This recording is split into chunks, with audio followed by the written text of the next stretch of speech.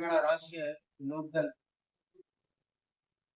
ఆఫీసులో నిర్వహిస్తున్న ఈ ప్రెస్ మీట్ కి 2 టైమ్స్ ఇక్కడ ఎమ్మెల్సీగా కాంట్రిబ్యూట్ చేశారు.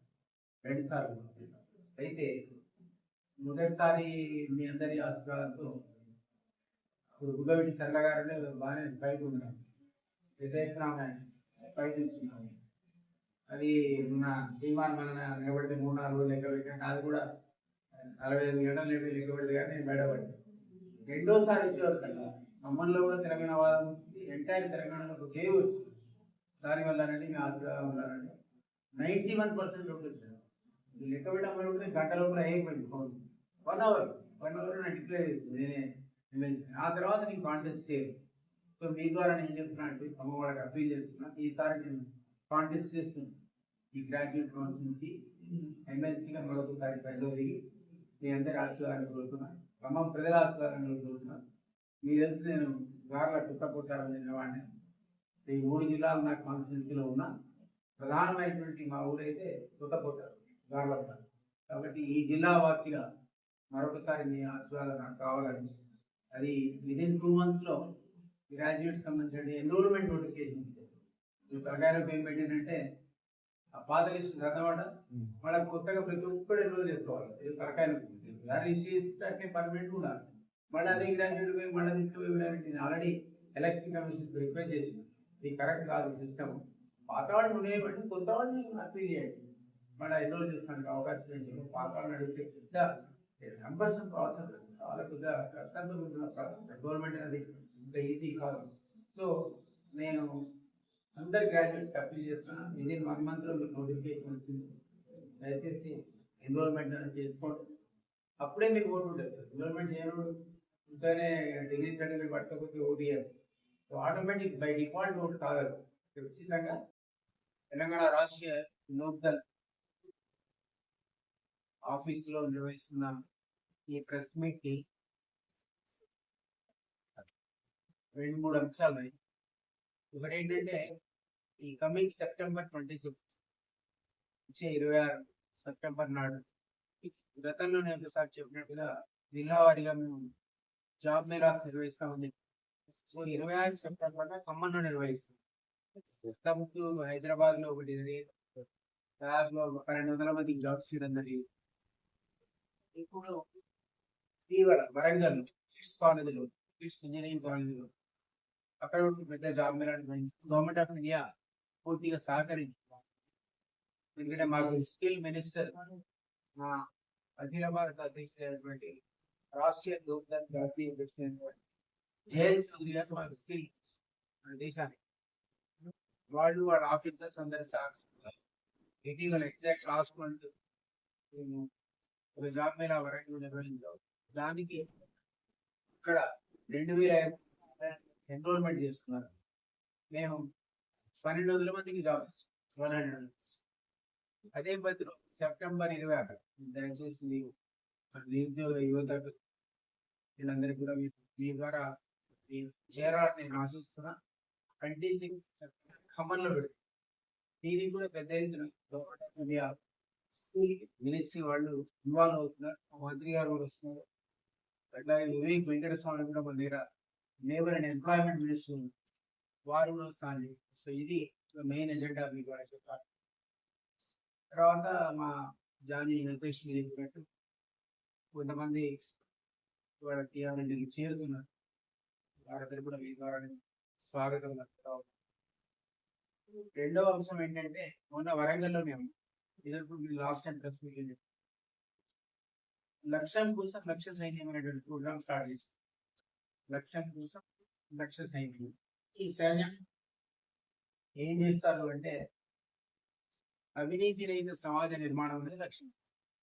ఇది సాధించాలి అంటే దానికి సైన్యం కావాలి, యూత్ కావాలి. యూతే రాజకీయాలకు కావాలి. ఆ యూత్ కూడా అవినీతి రహిత సమాజ నిర్మాణంలో క్రియాశీలక భూమిక పోషించాలని ఆశిస్తుంది.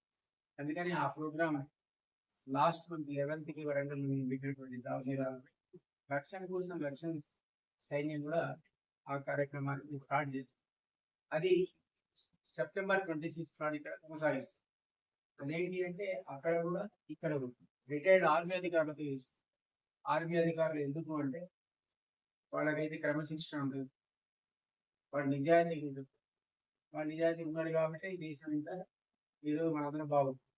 కాబట్టి వాళ్ళైతేనే ఈ యువతను తీసుకునే ఉద్దేశంతో లక్ష్య సైనిక కొనసాగింపు 26 సెప్టెంబర్కి క్రమంలో కూడా జరుగుతుంది.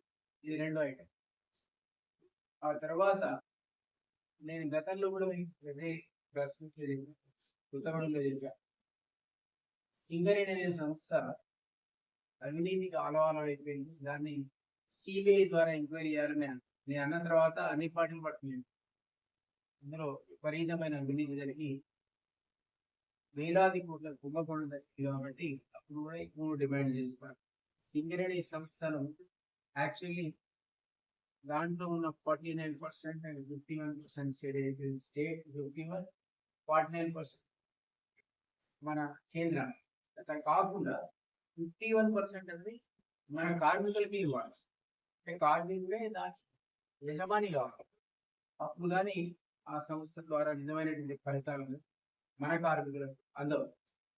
అదర్వైజ్ ఏందో తర్వాత లాభాలు వచ్చినాయని చెప్పి ఇన్సెంటివ్స్ చేయడం, లేకపోతే వాళ్ళ మీద డిపెండ్ కావాల్సి వస్తుంది. ఆ లాభంలో వాటా భాగస్వామ్యం కార్మికులు లేదు. సో పూర్తి భాగస్వామ్యం అది ఓనర్షిప్ అనేది ట్రాన్స్ఫర్ కావాలి కార్మికులు. అప్పుడే ఆ సంస్థ నిజంగా మనం చెంది. అదర్వైజ్ ఆ భూమి ఎక్కడ అవుతున్నాడు, ఎక్కడ పోతుంది, ఈ దేశంలో ఏ ప్రాంతాలు చెప్తున్నారో మా దగ్గర అడవులు మాత్రం ధ్వంసం అయిపోయింది. నేను ఇక్కడ పాఠశాలకు పనిచేశాను. నేను సత్తుపల్లిలో, అక్షరాపేట, బ్రహ్మపేట ఉత్సాహం దట్టమైన అడవులు. ఇప్పుడు అక్కడ ఏం లేవు. అది తీసి ఇచ్చే ఓవర్బడి ఆర్టిఫిషియల్ మౌంటైన్స్ తయారైన తప్ప తాగే నీరు ఆడు అండర్గ్రౌండ్ బ్లాస్ట్ చేస్తే ఇళ్ళన్నీ నీడలు వస్తాయి. ఇప్పటికీ కూడా ఆ ఇళ్లను కంపెనీ వాడు ప్రతి స్థాయిలో కూడా మన కార్మికులకు కట్టించి ఇవ్వలేదు. ఇంకా ఇవ్వడం వస్తారు లేబర్ పడుకుంటే రాత్రి ఎక్కువ అది కూడా రాత్రి ఎక్కడ కూలి వాళ్ళ నిలబడదు. అంతా కేర్లెస్ గా కేవలం లాభ ఆర్జన అనేది లక్ష్యంగా పెట్టి చేస్తుంది తప్ప లేబర్ వెల్ఫేర్, కార్మికుల సంక్షేమం కోసం పనిచేయడం. అందుకని ఏమంటున్నా అంటే ముందు ఆ పునరావాసం కల్పించాలి, ఇల్లు మళ్ళా కట్టాలి. ఏదో ఆర్టిఫిషియల్ వాటి ప్లాంటేషన్ పెట్టాలి. ఏంటంటే మళ్ళీ ప్లాంటేషన్ పెట్టాలి. అందులో స్కీమ్ ఉండదు. ఇక తగ్గిందంటే మళ్ళీ ఎంత తగ్గిందో అంత ప్లాంటేషన్ పెట్టాలి. ఎంతవరకు వాడికి కాబట్టి అది రిస్టోర్ కావాలంటే సాధ్యమైన పని కావాలి. పర్మనెంట్ గా పోయింది డ్యామేజ్. కానీ కనీసం 20-30% అన్న తిరిగి ప్లాంటేషన్స్ కనుక పెడితే కాస్త చూస్తూ మనం గాలి పీల్చుకోవడానికి అవకాశం ఉంటుందని మా డిమాండ్ ఆల్రెడీ. కాబట్టి సింగరేణికి సంబంధించి ఆ థర్డ్ ఐటమ్ దాన్ని కార్మికులకు 51% షేరించి మిగిలిన పాయింట్ వాడితే పంచుకోమని కేంద్రాన్ని. అంతేగాని ఇష్టం వచ్చినట్టు డబ్బులు కొట్టుకొని ఓవర్ పడిన పేరు మీద అందరు రాయలసీమ కాంట్రాక్ట్లు ఇప్పటికి కూడా తెలంగాణ కాంట్రాక్టర్ తయారు కాదు. మొత్తం ఆంధ్ర కాంట్రాక్టర్ పవర్ స్టేట్ ఇప్పటికి వాడే తెలిపితే మేజర్ ఇరిగేషన్ ప్రాజెక్ట్ వాడే ఆఖరి ఓవర్ పట్టిన కూడా మనం కావాలి. ఆయన కూడా బయట ఉంది. కాబట్టి వేలాది కోట్ల కుంభకోణం మీద నిష్పక్షపాతంగా ఈరోజు ఎంక్వైరీ జరగాలి అంటే దానికి టీబీఐ సాధ్యపడుతుంది. కాబట్టి దానికి ప్రత్యేకమైన రాష్ట్ర ప్రభుత్వం పరిమితులు అవసరం లేదు. ఎందుకు అవసరం లేదంటే వాటాదారు కేంద్రమే, పార్టీ వాటాదారు.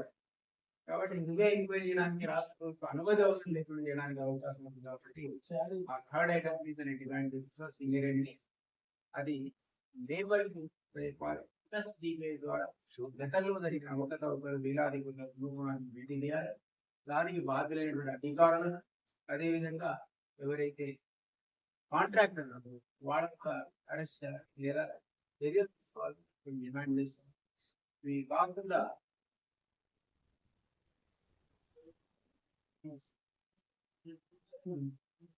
కొన్ని విషయాలు లోకల్ గా ఈ విత్తనాలకు సంబంధించి నకిలీ విత్తనాలు రైతులు నష్టపోయారు.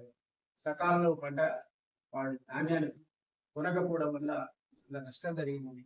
వీటన్నిటి కూడా నష్టాలు భర్తీ చేయాలని అధ్యక్ష వారు సూచిస్తా ఉన్నారు. దానికి సంబంధించిన ప్రత్యక్ష కార్యాచరణ డిమాండ్ చేయడమే కాకుండా ఈ ఆగస్టు 10th దీనికి సంబంధించిన ప్రత్యక్ష కార్యాచరణ కూడా ఆర్ఎల్ఈ కలెక్టరేట్ ధర్నాలు ఇక్కడ కొత్తగూడలో అదేవిధంగా ఖమ్మంలో ప్రత్యక్ష కార్యాచరణ దీక్షా శిబిరాలను డిమాండ్ చేస్తూ రైతులను ఆదుకోవాల్సిందిగా ఇంకొక పాయింట్ కింద విజ్ఞప్తి చేస్తున్నాం.